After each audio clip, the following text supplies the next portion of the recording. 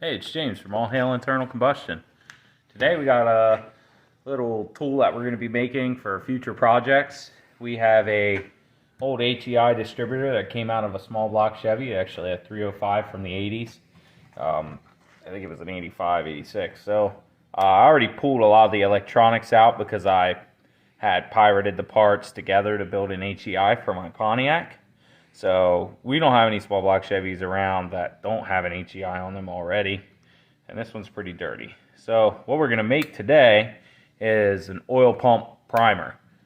This will get dropped down into the engine, locked into the pump. The cam gear will be taken off of here. It'll lock down into your oil pump. There'll be a bolt or a nut up here.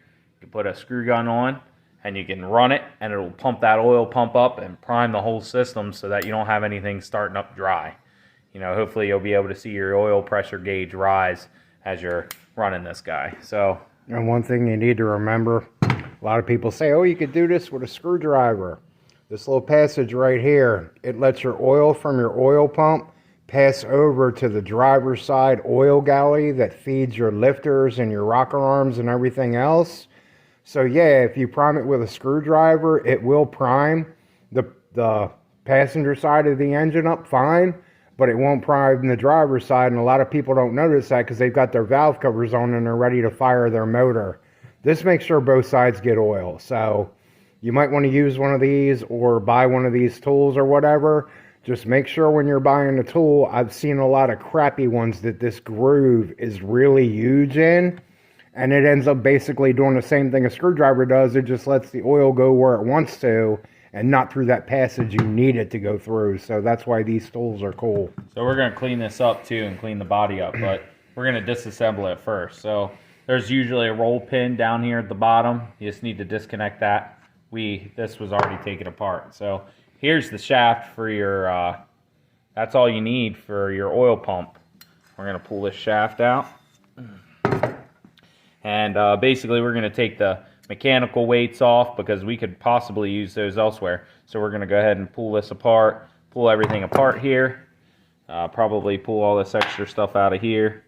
And like I said, we're just going to clean everything up. I'm sure we're just going to leave the body on there. It doesn't need to go. No, we're going to cut it right here. Okay, all right, yeah. So we're going to cut it down here, and we'll be able to modify this rod to fit down in there perfect. So, yeah. So we could go ahead and cut this off, or we're going to cut the top off. We don't have to worry about cleaning it. So let's put it in the bench vise, get it cut off. Now this is aluminum. So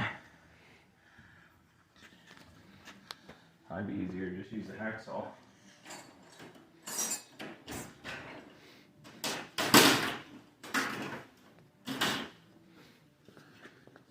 And we're going to cut it. Should I cut it here on the square? You can cut it in the square, you can cut it on the round. We'll just cut it on the square.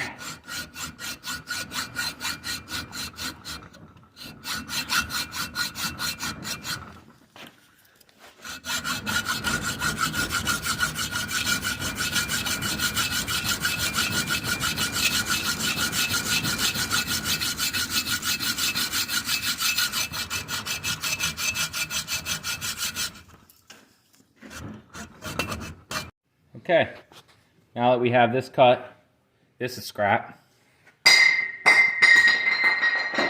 Ow, my eye! We're going to flatten this off nice. Got a flapper disc on here, an older one, but this is aluminum. My hacksaw blade was a little crazy. So.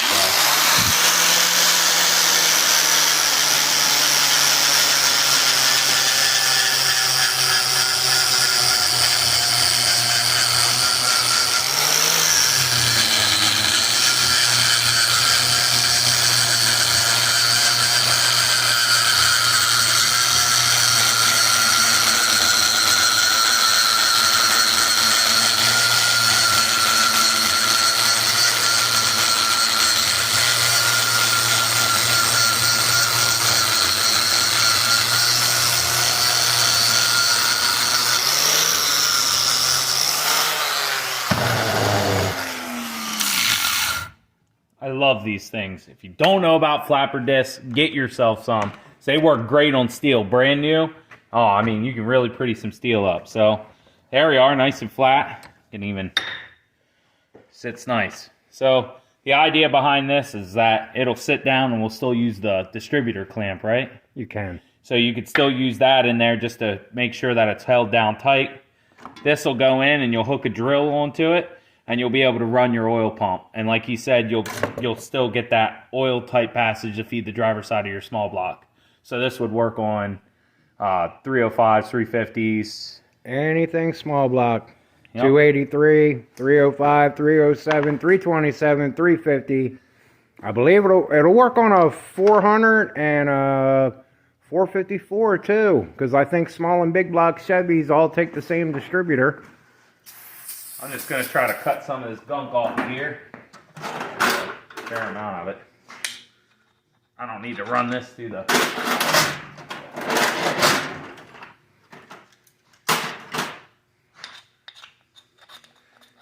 I kind of hate running that kind of stuff through the grinder because it sprays it everywhere, so...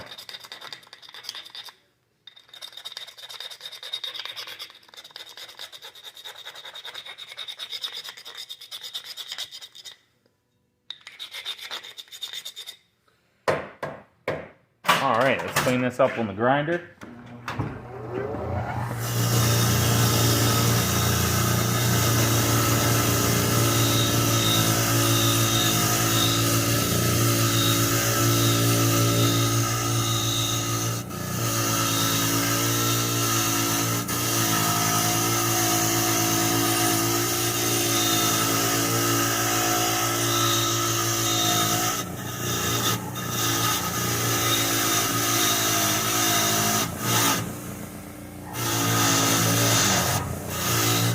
As you can tell, this was kind of a sludgy motor. The guy that owned the truck, rest in peace, we got it from a house we were renovating, and the guy had sabotaged the truck. He had it wired crazy so that as soon as you put a battery in the truck, it must have been the way to get back at his grandkids or somebody. And basically the wiring, as soon as we put a battery to it, you know, not really thinking that somebody would have sabotaged the motor, but as soon as you hook the battery cables to it, stuff started sparking and flashing and melting, and it was only hooked up for about 2 or 3 seconds, but it melted the entire main harness out of the truck. The guy used to be an electrical engineer from what we heard, so he knew exactly what to do. So typically on my HEIs and stuff, if I rebuild them, I'll take this little bit of slag off of there.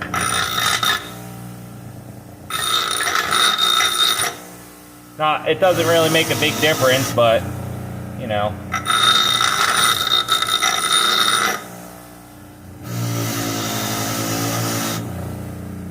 Yeah, it just takes that rough edge off of there.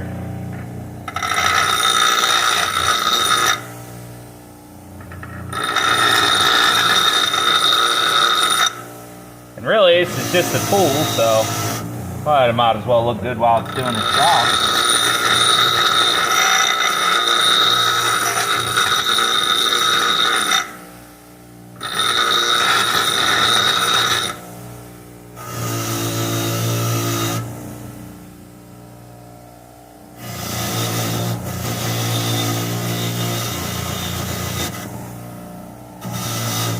Okay, so I'd say that's pretty cleaned up. Looks good. I'm not really worried about painting it because it's going to live in our toolbox until we need it. So, for now, I guess we just need to get a... We do need to clean down the inside since we were hacksawing it and everything else. And there's some sparklies down there, and you don't want to put that into a motor that you just rebuilt.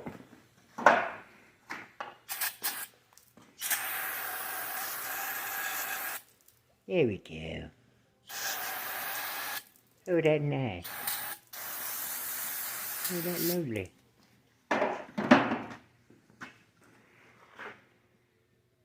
It's pretty gunky down in there. We had some bore cleaning brushes. I don't know where they got to, of course. Yeah. Always probably send something down through there with this. So let's go ahead and clean our rod up. Remember, we don't need to clean the whole thing up. this is what's going to be in the body of the distributor and what we're still going to use as a tool. So.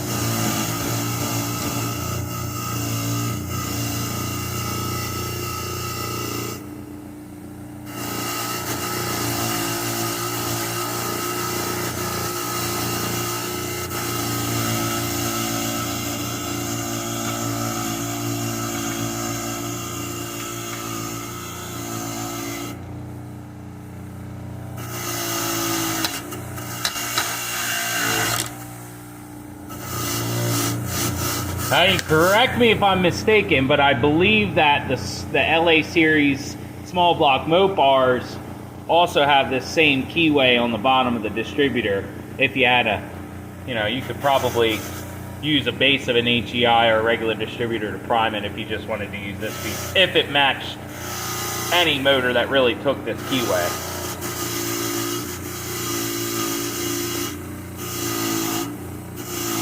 Sometimes when you make tools for a specific purpose, you end up finding things later on down the road that they can work for too. But you'd still have to keep the base of another distributor in there to make sure your oil passage is locked through, because I believe that most distributors have a pass-through from one side to the other. So, yeah, that's nice and cleaned up.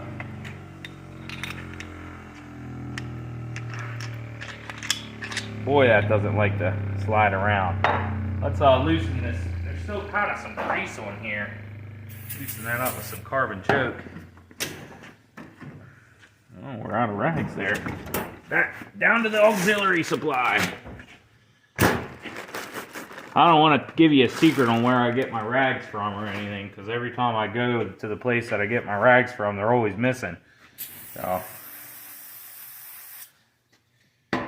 get enough like and subscribe. If I get any subscriptions or likes out of this video, I'll tell you guys where I get 100 rags for under $20, which is why we use them like crazy. There's some old rusty pitting in there, probably from this thing for sitting for so long, but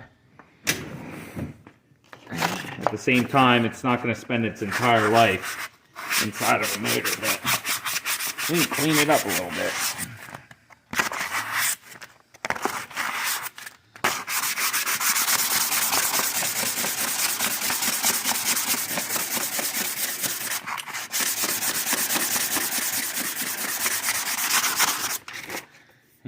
Maybe you put a new cam in your small block and you want to make sure everything's nice and primed up. Some people probably would say that this is absolutely not necessary, but why not? Why not prime your oil system to make sure everything's nice and lubricated? Because there's plenty of people killing motors out there from dry starts. So keep that in mind. Feels like it's sliding a little bit better. I bet if we put a little bit of lubrication on there, it'd probably feel a lot better. So, I guess just as a general rule of thumb, or to figure out our length on what we're going to cut, we know that it's going to sit down about that far, because that's where our hole lines up. So, looks like to be comfortable if we cut it right underneath of this, right underneath this sleeve, that'll give us plenty to hook a drill to, and to be able to run a drill and prime everything up. So, at the same time, I don't want to ruin anything, so I'll figure out how to put this in here. Obviously, just go by the shaft. Just don't gorilla tighten it.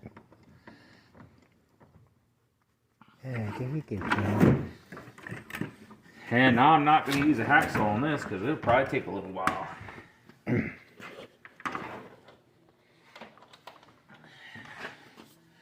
All right, here we go.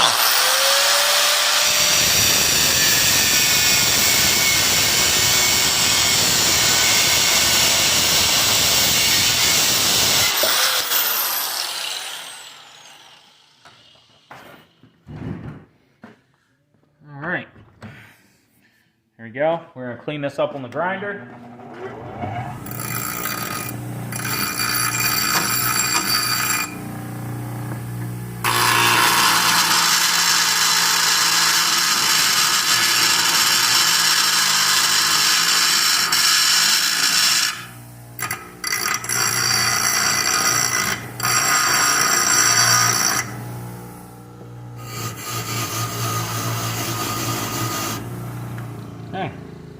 That's nice and cleaned up. So, a lot of drills are 3/8, and I'm not 100% sure that this is this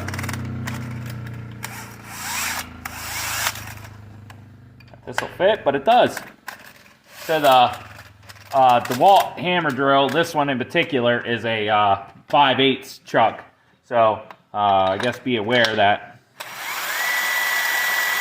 you might need a big enough drill. So you'll put this down, lock it in, slide your shaft in, lock that down, and then you can go ahead and prime everything up.